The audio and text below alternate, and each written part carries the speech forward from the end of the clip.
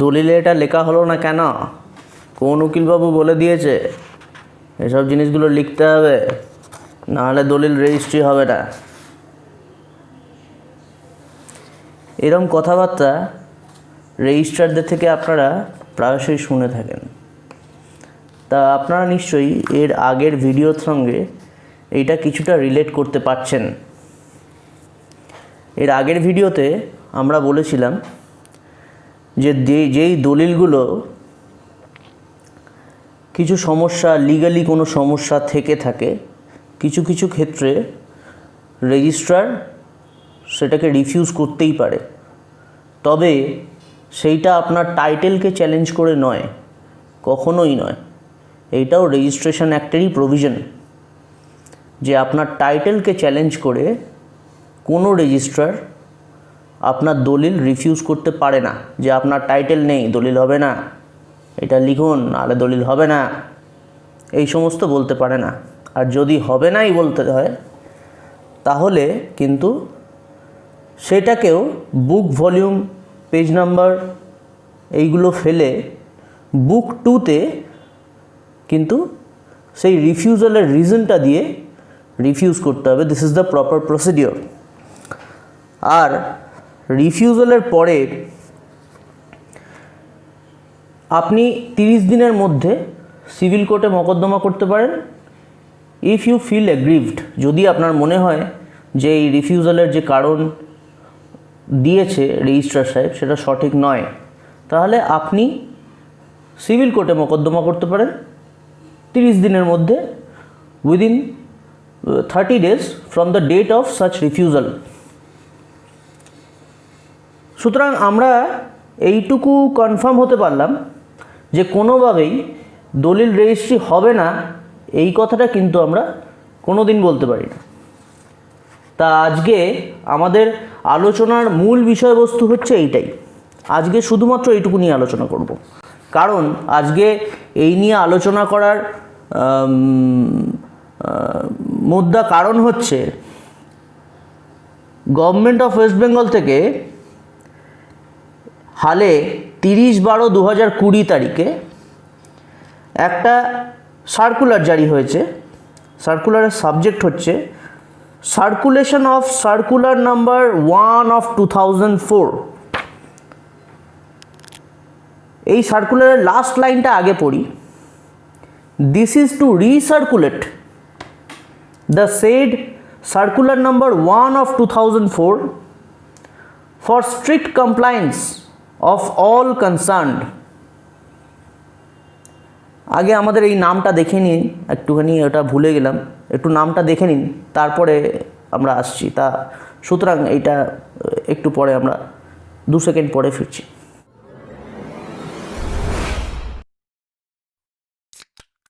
তাহলে ফিরে এলাম। সার্কুলারটা কাকে দেওয়া হচ্ছে? All DIGRs, all DRs, RA Kolkata, ACSR, ইর্যাক for uploading it in our website. তা প্রথমে যেটা পড়ছিলাম আমরা, যে এই সার্কুলারের লাস্ট লাইনটা আবার পড়লাম। This is to recirculate the said circular number 1 of 2004 for strict compliance of all concern. তা এই যে এই সার্কুলারটা দেখুন, এই মেমো নাম্বার 3017/37 DRSR -13015/32/2019। এই মেমোটা কিন্তু আপনারা এই রেজিস্ট্রি অফিসের যে সার্কুলারের যে জায়গাটা, সেই জায়গাটাতে কিন্তু পাবেন। আশা করি আপনারা পড়তে পারছেন। আমি এটা দিয়েও দেবো, আপনারা হোয়াটসঅ্যাপে আমাকে পিং করলে আপনাকে এই ফাইলটা আমরা দিয়ে দেবো। তা সুতরাং এইটা যেহেতু আগের 2004-এর একটা সার্কুলারের রিসার্কুলেশন, তাহলে 2004-এর সার্কুলেশনটাও এর সঙ্গে অ্যাটাচ করে দিয়েছে। এইটা আগে আমরা পড়ে নিই, কী বলছে দেখা যাক। সার্কুলার নাম্বার 1 of 2004 ডেটেড 9/2/2004 কি বলছে? Of late it has come to notice of this directorate that refusal of document are not made within time limit under Registration Act 1908, giving rise to some legal problems for the registrant public. কিরম legal problem না, আপনাকে যদি কোনো registrar বলে এটা লিখুন নাহলে registry হবে না, এইটা করুন নাহলে রেজিস্ট্রি হবে না, অমুক দিন তাহলে রেজিস্ট্রি হবে না, রেজিস্ট্রি হবে না, তা রেজিস্ট্রি হবে নাটা এইরকমভাবে বলা যায় না। রেজিস্ট্রি হবে নাটা বলতে হবে with due process of law. তার জন্য একটা নিয়ম আছে, আইন আছে। যদি কোনো রেজিস্ট্রারের মনে হয় উইথ ভ্যালিড রিজন যে একটা দলিল রেজিস্ট্রি করা যাবে না,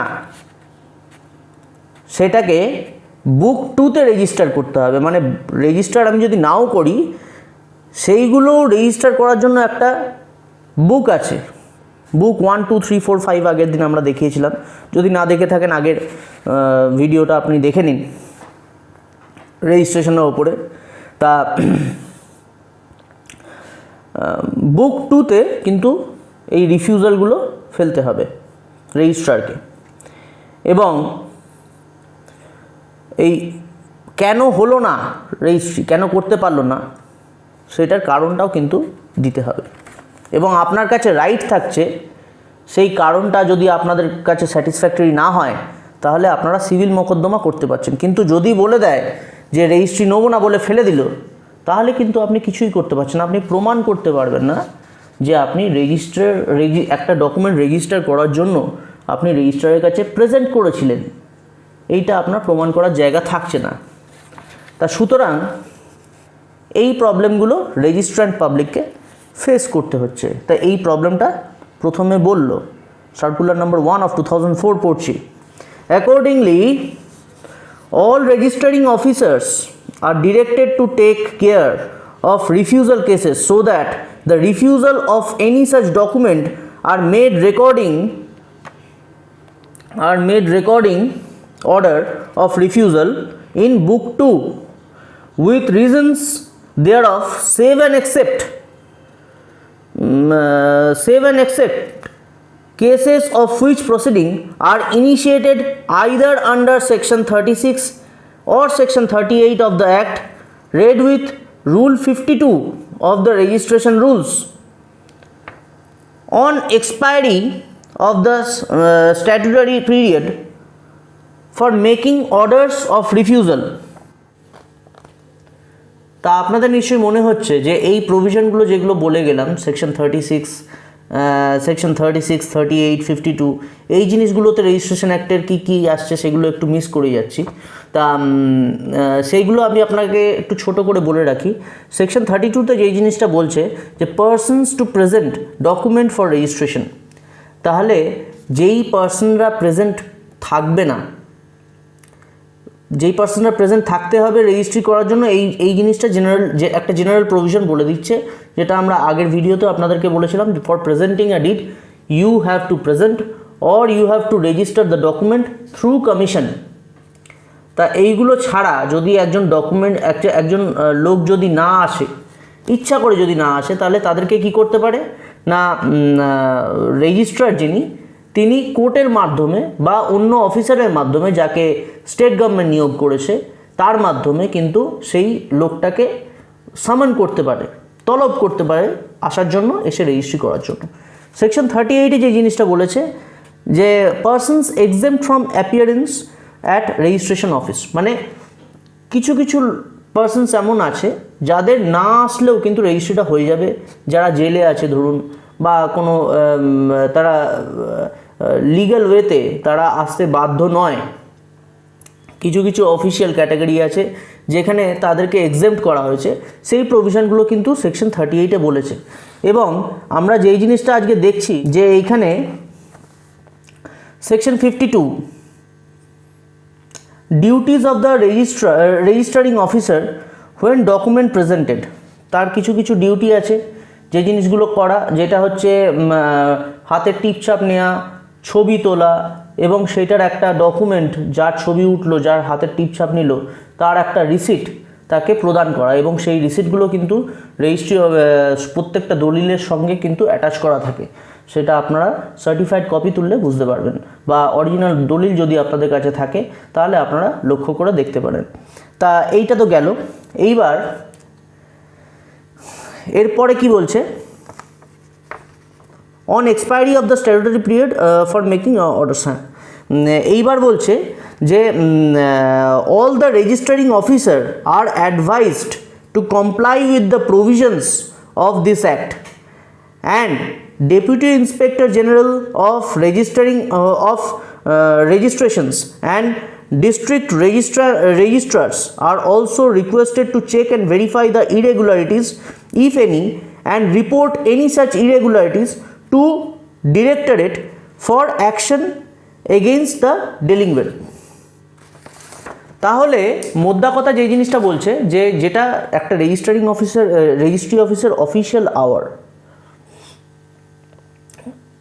যেটা একটা রেজিস্ট্রি অফিসের অফিশিয়াল আওয়ার সকাল 10টা থেকে বিকেল 4:30, তার মধ্যে যে কোনো দলিল যদি আপনি প্রেজেন্ট করেন, ফিজিক্যালি এসে হোক বা কমিশন করে হোক, বা যদি 36 আর 38-এ যদি কোনো পার্সন যদি এক্সাম্পট থাকে সেই দলিলগুলো হোক, এইগুলো যদি কোনো একটা রিজনে যদি রেজিস্ট্রারের মনে হয় যে তার এই দলিলটা রেজিস্ট্রি করা যাবে না, তা সেটা রিফিউজালের পদ্ধতি হচ্ছে section 71, reasons for refusal of the register to be recorded.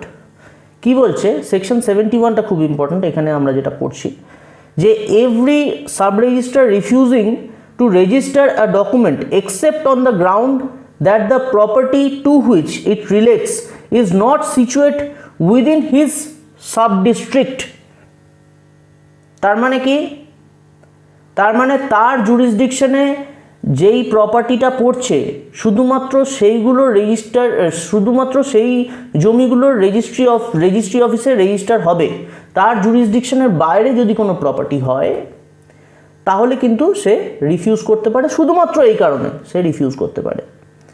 বা আরও কিছু কিছু রিজনস আছে, যে আপনি যখন একটা দলিল রেজিস্ট্রি করছে মাঝখানে কোনো ব্ল্যাঙ্ক স্পেস দেওয়া যাবে না, এরকম আরও কিছু কিছু রিজনস আছে যেগুলোর জন্য রিফিউজ করতে পারে। তা এখানে কি বলছে, আবার কন্টিনিউ করি। Every sub register refusing to register a document except on the ground that the property to which it relates is not situate within his sub district shall make an order of refusal and record his reason for such order in his book number 2 and endorse the words registering refused on the document. মানে refused বলে ডকুমেন্টের ওপরে সে একটা endorsement দিয়ে দেবে। And on application made by the person executing or claiming under the document shall without payment and unnecessary delay give him a copy of the reason so recorded. তাকে একটা কপিও দিতে হবে যে এই দেখো ভাই, তোমার এই জন্য দলিলটা রিফিউজ করা হয়েছে, এই বুক 2-তে এই এন্ট্রি নাম্বার, এই ছাড়া কিন্তু হবে না। তারপরে কি বলছে, subsection 2 of section 71, no registering officer shall accept for registration a document so endorsed unless and until under the provision hereinafter contained the document is directed to be registered. এটা আলাদা প্রভিশন গেল। আচ্ছা, এরপরে আমরা সিভিল কোর্টে যেতে পারো section 30 দিনের মধ্যে। এই প্রভিশনটা একটুখানি ভুল হয়ে গেছিলো, আমি আবার করে এটা ঠিক করে দিচ্ছি। কি বলছে যে appeal to the registrar from the orders of the sub registrar refusing registration on the ground other than the denial of execution. Subsection 1, except where the refusal is made on the ground of denial of the execution, an appeal shall lie against such order of a sub-registrar refusing to admit a document to registration, whether the registration of such document is compulsory or optional, to registrar to whom such sub-registrar is subordinate. তার মানে অ্যাপিলটা কিন্তু 30 দিনের মধ্যে কি বলছে, if presented to be registrar within 30 days from the date of such order, মানে 30 দিনের মধ্যে কিন্তু আপনার কাছে ওই রেজিস্ট্রারের কাছে কিন্তু একটা জুরিসডিকশন দিচ্ছে এরা যে আপনি একটা অ্যাপিল করতে পারেন। আর সেকেন্ড সাবসেকশনে কি বলছে, if the order of the registrar directs the document to be registered and document is duly presented for the registration within 30 days after the making of such order, the sub-registrar shall obey the same, তার মানে সে মানতে বাধ্য, and thereupon shall, so far as may be practicable, follow the procedure prescribed in section 58, 59 and 60, and such registration shall take effect as if the document has been registered when it is first duly presented for registration। মানে আপনার যে ডিলেটা হয়ে যাচ্ছে সেটা কিন্তু হচ্ছে না, মানে আপনার এই রিফিউজাল করছেন, তার জন্য অ্যাপিল করছেন, এই যে ডিলেটা আপনার ধরে নেওয়া হবে যে প্রথম যেদিনকে আপনি প্রেজেন্ট করেছিলেন দলিলটা সেদিনকেই আপনার রেজিস্ট্রিটা হলো। তা এরপরে আমরা চলে যাব নেক্সট স্টেপে। এরপরে আমরা চলে যাচ্ছি সেকশন 77-এ, যেখানে বলছে suit in case of order of refusal of the registrars. মানে এখানে সিভিল স্যুটটার কথা যেটা বলছিলাম আমরা, সেটা হচ্ছে এই প্রভিশনটা আমরা দিচ্ছি, যতটুকু আমরা কারেকশন করে দেওয়া যায়। মানে কিছু কিছু ভুল আমাদের প্রথম যখন বলতে শুরু করি কিছু কিছু ভুল হয়ে যায়, তা সেটা শুধরে দেওয়ার চেষ্টা করছি।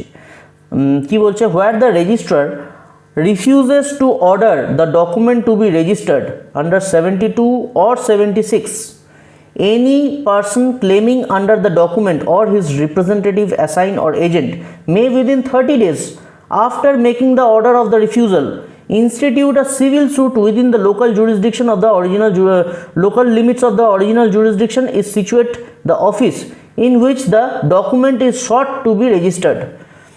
মানে ওই রেজিস্ট্রি অফিসের যেখানে আপনি রেজিস্ট্রি করতে গেছেন, যে রিফিউজটা করলো তার জুরিসডিকশনে যে civil court of original jurisdiction, সেখানে কিন্তু আপনি মোকদ্দমা করতে পারেন within 30 days from the date of such refusal. A suit for decree directing the document to be registered in that office if it be duly presented for the register within 30 days from the passing of such decree, এটা আলাদা জিনিস। তা আমরা কি দেখতে পেলাম তাহলে না, আজকে আমরা বিস্তরে এই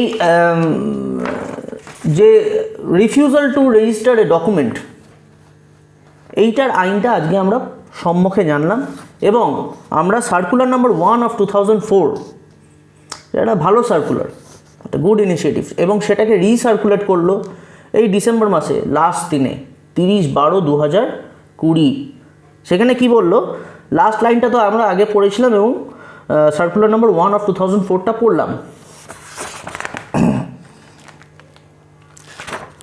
এরপরে আমরা দেখছি কি বলছে, it has come to the notice of this director that refusal of the document are not made within the time limit under the Registration Act 1908, giving rise to some legal complication for the registrant public. Circular number 1 of 2004 was issued earlier by the IGR and CSRWE with direction to all ROs to take care of refusal cases so that the refusal of any such documents are made in time in accordance with law. মানে রিফিউজালটা it should be made in accordance with law. তা সুতরাং আপনাদেরকে এই জায়গাগুলো জাগরুক হতে হবে। নিজের personal ইন্টারেস্টটা আপনাদেরকে একটু জলাঞ্জলি দিতেও হতে পারে কোনো সময়, কিন্তু আইনের পথে চলবে। এবং যেই জিনিসটা আপনার কোনো ভুলের জন্য যদি একজন রেজিস্ট্রি অফিসের একজন রেজিস্ট্রার যদি ডকুমেন্টটা রিফিউজ করে, দ্যাটস ওয়েল অ্যান্ড গুড, আপনি নিজের ভুলটাকে শুধরে নেবেন, কিন্তু সেই ভুলটাকে শুধরানোর যে দায়িত্ব রেজিস্ট্রার সাহেবের কিন্তু প্রপারলি থাকাটা খুব দরকার। It should be refused with due process of law in accordance with law.